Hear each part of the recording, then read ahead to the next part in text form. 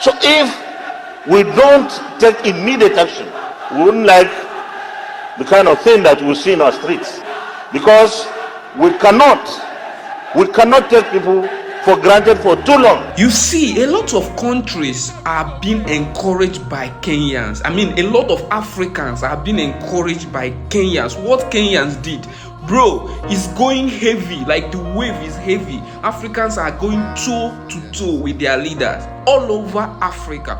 Uganda, Ghana, Nigeria, Zimbabwe, and a lot of other African countries. These people are taking it strongly, and I can tell you, bro, this is going to be heavy and a massive revolution in Africa. At the day of the revolution, police have no go wait.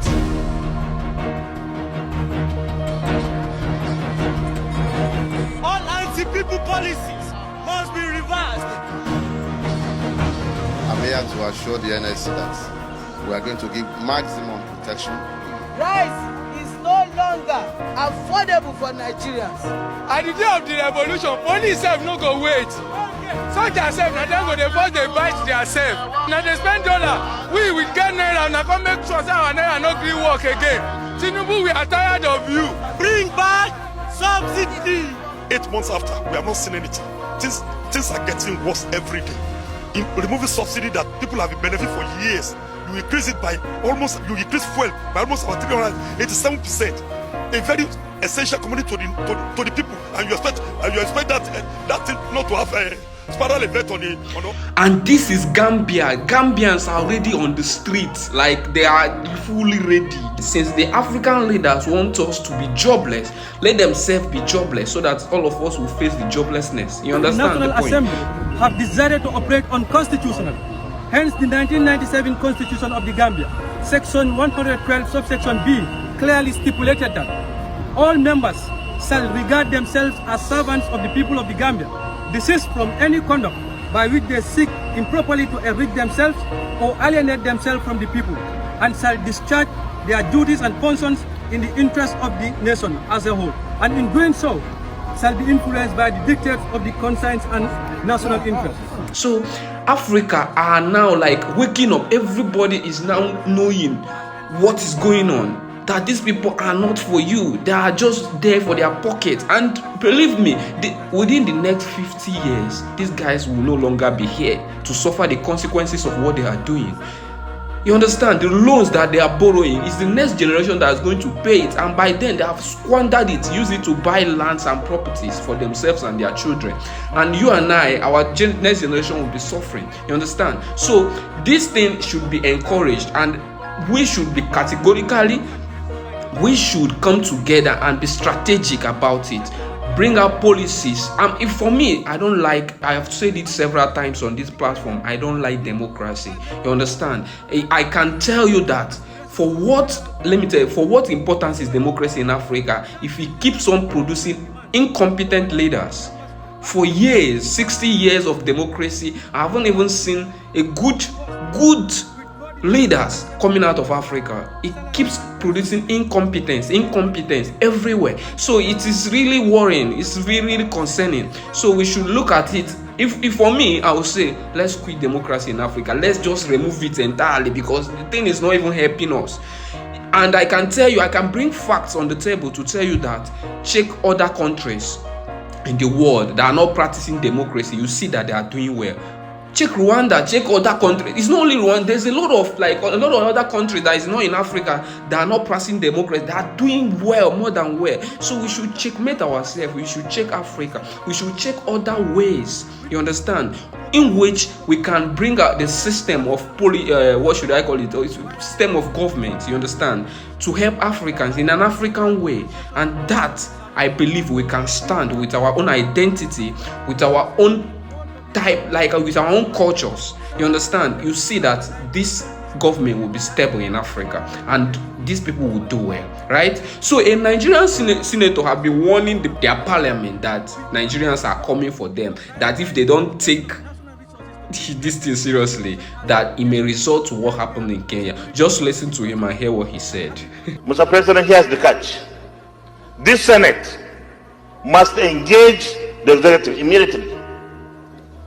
What are the issues. Which taxes are they talking about? Because we should be seen to be doing the right thing. We have really little or nothing in our food reserve across the country. And nobody should come and tell us they will distribute foodstuff from our silos. The silos are empty, Mr. President. So it means we have to import food. And if we have to import, it means we need foreign exchange. And that is scarce. We have to engage with administration. We have to help the administration. Mr. President, we are the most vulnerable in the leadership arrangements of this country, members of the National Assembly. Everybody looks up to senators or members of the House of Reps. In fact, people see senators like the messiahs. Any problem, they say, go for a senator.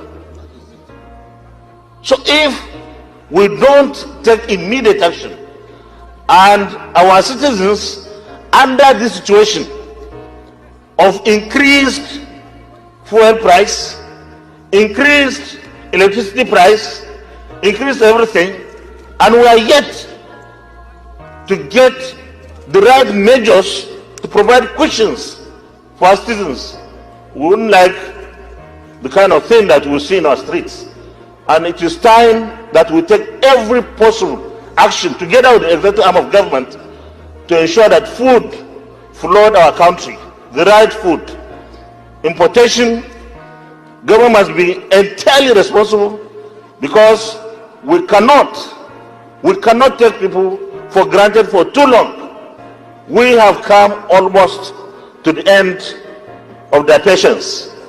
And I think the elasticity is now going to snap if we are not careful. Thank you very much, Mr. President. Yes, what he said is actually truth. No matter how you ignore the youth, one day they will come for you, and the MPs are going to be the one that's going to face the consequences, because actually we only know them. They are the one representing us. You understand me? So it is mandatory for every one of them to take action now before it's too late. You understand me? We can see what is happening in Kenya. We can see what is going on in Kenya. I mean, Kenya is currently in a massive revolution, and their MPs, their senators, their parliaments are feeling the heat. You understand me? So, and it's going to happen all over Africa if care is not taken. So I'm begging all the youth, all the African youth, please, we need to be strategic.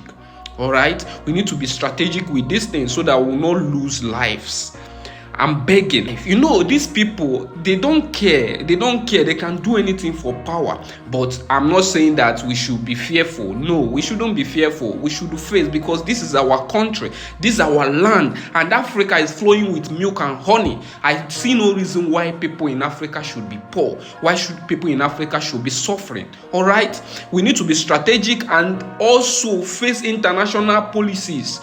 These are the people that do the groundwork. All right, these are the people that do the groundwork. These are the people that set the policy, the international policies. You understand? The Westerners, that are the main people we should attack. I know the leaders, the African leaders, that are the cheerleaders of these people. They are the one coming out with the signing of the agreement. So we should also face them. All right, but we need to be strategic. We need to know what we are doing. We need to bring out the plans we have. Like I said, I don't like democracy, because it's not going to I don't like Western democracy. For my own, I would say, let's come out and define our own democracy in an African way.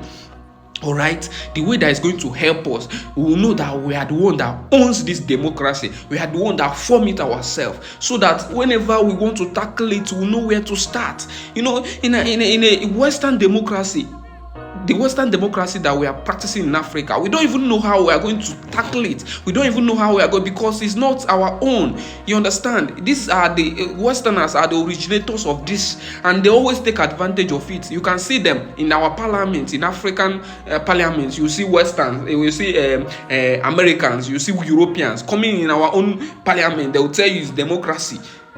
You have them in our own parliament. They are telling you, yes, it's democracy. They need to be there. You know, no matter how you do it, you are not going to understand it better than they do, because they will always win you. You understand? Because it is their thing. So we need to come up with our own kind of democracy. We need to define our democracy by ourselves, right? All right, ladies and gentlemen, this brings us to the end of the video. My name is Oscar, and this is Oscar Films TV. If you are watching this channel for the first time, please kindly subscribe, and don't forget to leave a comment. Don't forget to leave a comment. God bless, and God bless Africa. See you in the next video.